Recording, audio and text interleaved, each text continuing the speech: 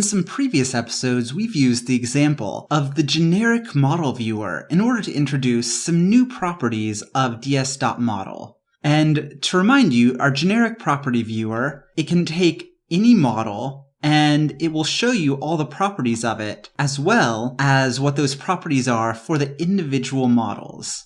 And so this is really cool, but you might want to do even more.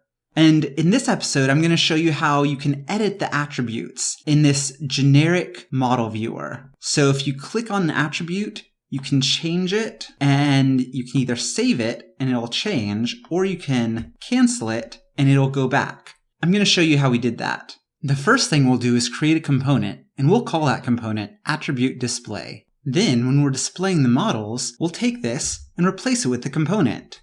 In this component, we'll just paste in what we had before, but we don't need the break because it's in a div. And you can see it's looking just like it did before, except now it's in a component.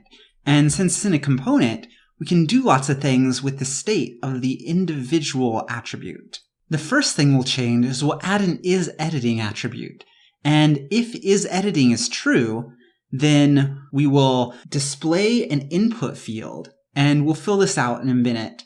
And if it's false, then we'll display just the property like we did before. Of course, if we check this now, it'll look just like we did before because isEditing is false. So let's have an action that turns isEditing to true. So add this action of edit, and we'll wrap that around what we're showing when isEditing is false. And this action edit, all it does is it sets isEditing to true. We can see this in action. We click one of these and it gives us an empty input field. Now let's make these a little bit more interactive. We'll start with a cancel button here that'll turn it back into just the regular property. So if we have a cancel action, it's going to do the inverse of the edit action. So it's going to set isEditing to false. And then we'll go ahead and just put a button with that action. And we'll see that this works. This takes us back to the non-editing state. So this is great and all that we can go back and forth. But now we want to be able to actually edit this. So we'll do this in two steps. First, by mapping the value and having a good placeholder. And second, by adding a save button that saves stuff correctly. So we'll create a value called new value that starts off as null, but then you can edit it within the template.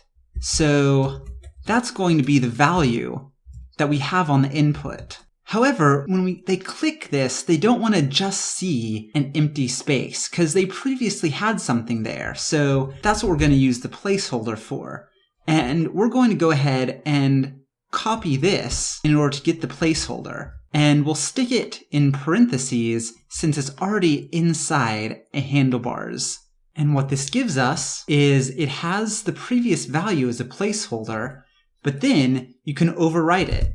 Now let's get a save button so we can save those changes. So we'll put this button next to the cancel button, and then it's what's in the action that's really interesting.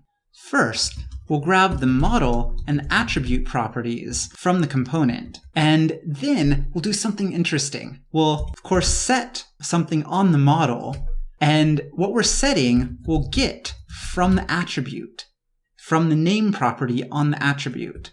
And then what we're setting it as, well, if we have a new value that we've set, we'll do that. Otherwise, we're going to use this same model of grabbing the attribute using the model and the attribute name.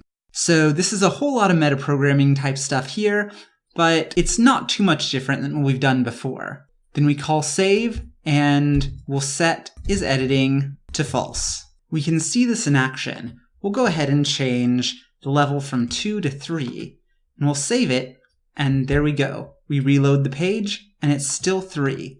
And if we change it to 2 and hit cancel again, well, it's still 3 because we hit cancel. But there is something we forgot to do. If we hit it again, it'll say 2 right there instead of 3. So here in our cancel, we need to make sure to set new value back to null. And with that, we've created a generic proper attribute editor for our generic model viewer. Of course, we're not completely done with this.